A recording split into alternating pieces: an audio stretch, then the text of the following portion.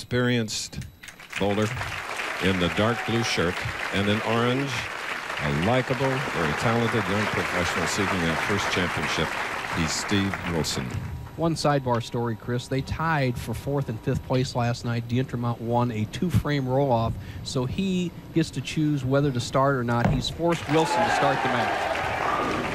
Beautiful shot by the 26-year-old. 8 regional titles. Now, D'Entremont, who, like Jeff Stayrook, has 2 PBA victories this year, 4 total, can regain the money lead today.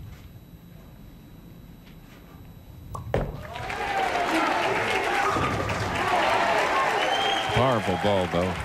Well, Chris, he's been on a roll all year long, and he's always had the ability to be among the top players on the PBA Tour. And this is the first year he really put it all together, because when he's hot, he plays this big hook ball that we all know he's famous for. However, he's been able to survive to the top 5 many weeks by throwing it a little straighter during the 42-game qualifier. Today, it looks like he has his A shot. Takes the full grip, rolls that wrist back in a very contemporary way. The big guy can really do it. So didn't trip the 4-pin on the left line of this championship pair in a house that has 44, magic number. 44 lanes, that is. D'Entremont not making the same mistake that we see Ringener last week. He's going a little bit more direct at the 4-pin. That was the undoing of Ringener last week at the Bud Light tournament. Dave sticking a little bit near the line. Synthetic lanes, synthetic approaches this week. It's the wave of the future, and it's here on the tour. I believe more than 50% of the tournaments we bowl are now on synthetic lanes instead of wood. Beautiful double by Steve Wilson. His best this year was 6th at Peoria. This fella's really matured. He just has a nice, solid style. The only little chink in his arm is when he brings the ball back, he brings it in real good position, then he comes back out around a little bit with it. You see it over the top on that particular shot. Really stayed inside well. And Chris, he keeps his hand under the ball much better than he did 2 or 3 years ago when he started the tour. Is definitely blossoming into a star. 10-pin? You may see some 10-pins today. The pocket is very accessible. The lanes are very smooth. As you see him going out over the second arrow, the left-hand lane, 27, this 44-lane house, breaks a little bit more. Steve made a nice shot there, but the reason we leave a few 10-pins, the ball becomes a little bit airborne as it enters the pocket on the synthetic lanes. The defending champion here, Harry Sullins, finished 12th here in 1995.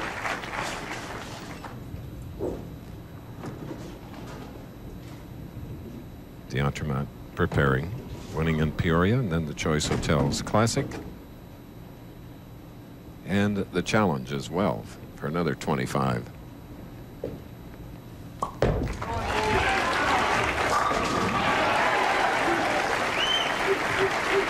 .61", 215 pounds. With all the good things that have happened to David this year, I think he looks sharper today in the early going, and I've seen him all year long despite 2 victories. So that could be somewhat of a warning shot to these other players, although Wilson looks very cool in the early going. Dave's 16th television appearance, 4th this year. Wilson is 3rd, 1st this year.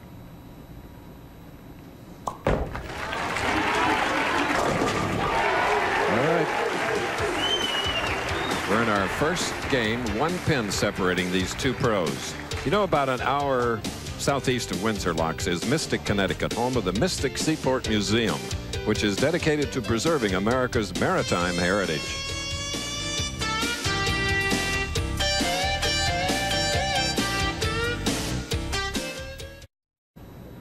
Standing room only at Bradley Bowl in Windsor Locks, Connecticut, our 22nd year coming here for great bowling. 5th year for the Tums Classic. Now leading by 1 pin, can increase it to 11. Double up, 5th frame. Steve Wilson, Tamarack, Florida.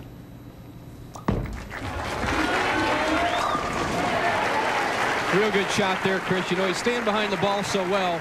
And it really favors him, this type of championship here, as well as D'Entermont's bowling. D'Entermont may have trouble on the left-hand lane. I believe Wilson, with his little straighter style, will really have a better shot, even though he's the underdog in the match. And right now, with a strike here, he can take the lead by 9. 5th frame. Actually trailing by 1 at this moment.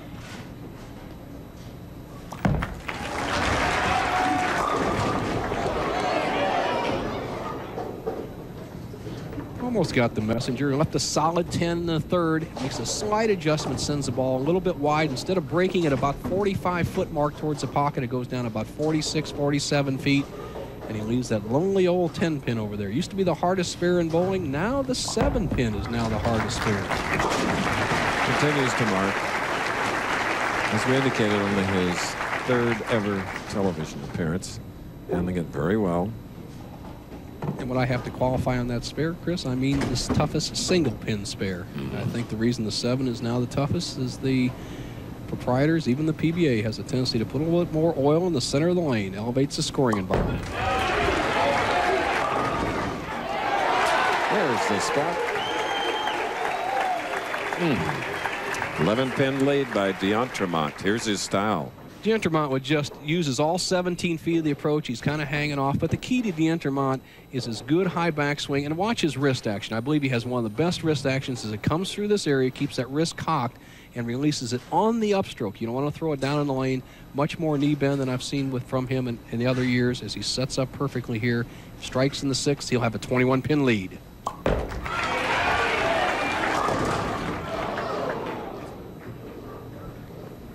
His first 10-pin on the left lane.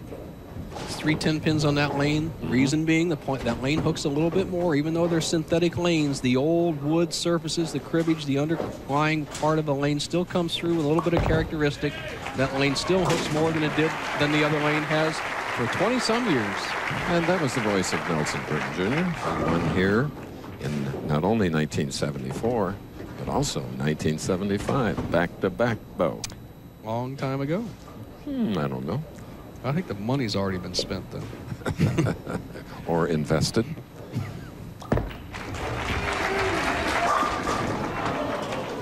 Ten on the right, his 3rd 10-pin. Ouch.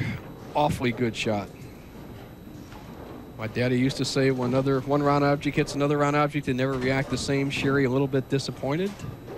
Looking very beautiful as usual there. Husband trails by 11 with a spare.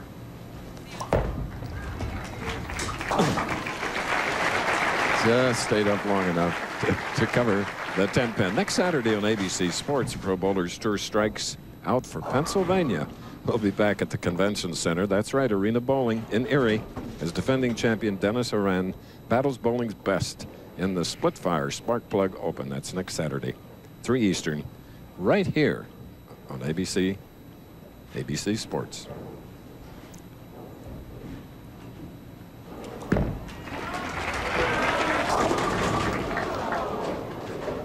Now an 8. Wilson around the pocket every shot. 10-pin, 10-pin, 10-pin, and now the 8-pin.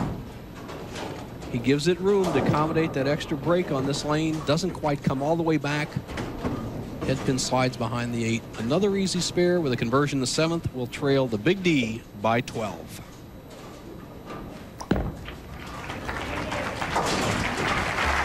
All right. Nearing the end of our first match, we'll return.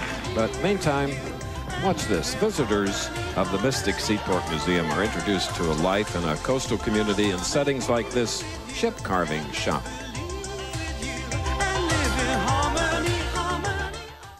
All-star field of champions join the biggest names in women's golf in their first major of the year. Coverage of the Nabisco Dinah Shore begins next on ABC. Here at Bradley Bowl in Windsor Locks, Connecticut, Dave D'Entermont leading by 12 pins. This is an area that used to be duck pins. The 10 pins came in the late 40s, and there are 44 of them here, and they are really used because there are a lot of bowling fans here. Right, Nelson?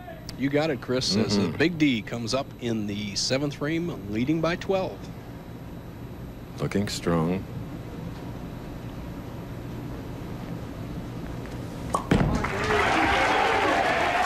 He had his spare working, and that shot came in the 7th. Here's Bo again. Thank you, Chris. Danny Wiseman, it's been 3 long years since you've been in the winner's circle. One of the great clutch players, but not being there for a long time. Is that confidence still there, or is it gone? Well, I think it's been there. It's just, you know, going through a lot of the personal things that I've been through since my dad passed away. My mind hasn't been totally on bowling 100%, and I'm getting my life back together, and the confidence is coming back, so look out, guys.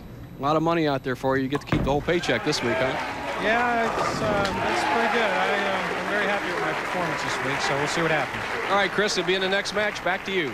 And Dave D'Entremont is really performing. That double puts him out to a 22-pin lead. Now Steve Wilson. He has a spare up in the 7th, shooting in the 8th. First match of the afternoon.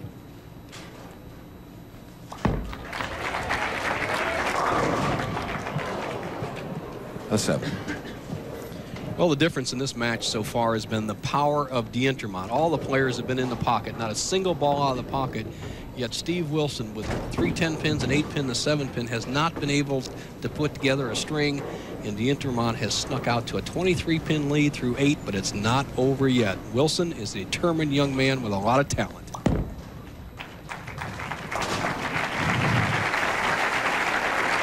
Nice smile for the crowd and for his fiancée, Sherry Holden, who works with us a lot and is a delightful young lady from Florida. She's a sweetheart.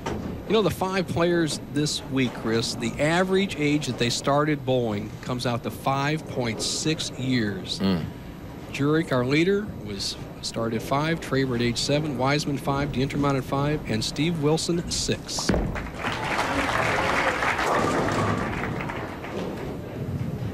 And what age did your Hall of Fame father start you? Oh.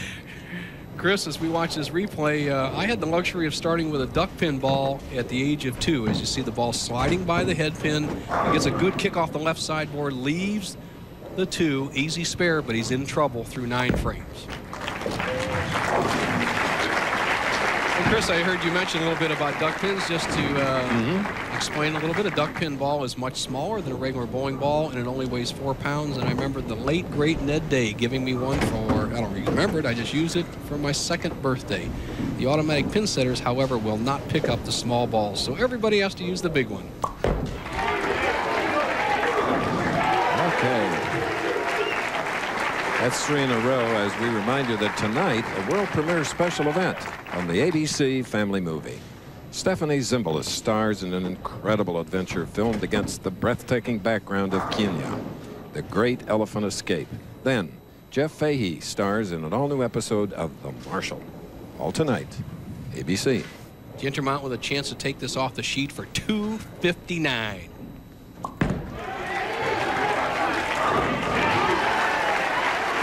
So the 2-time winner this year, 4-time overall, is zeroed in for the afternoon.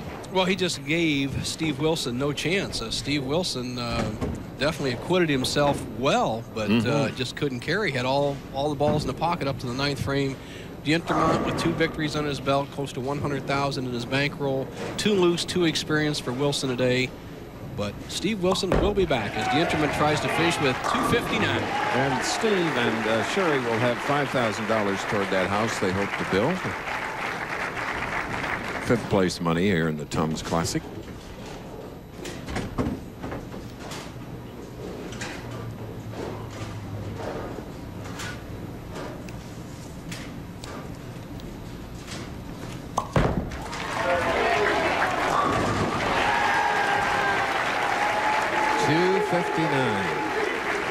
Dave D'Entremont.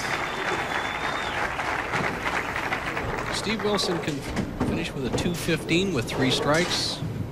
Will not be enough today, although a solid performance.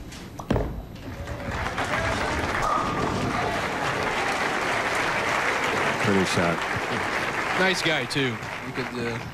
You could just feel it right through that television set. A little disgusted, but he ran into a buzzsaw right here. 259, D'Entremont on a roll. Wilson will have his day. His game looks sharper every time I see him, especially keeping his hand behind the ball. He's not trying to hook it too much, just getting a good roll. 10-pin for this 26-year-old who last year was 2nd at Sayville. He was 3rd in the AC Delco. 6th in Peoria this year. Last year he earned $45,000. Remember, he's seeking that first national title.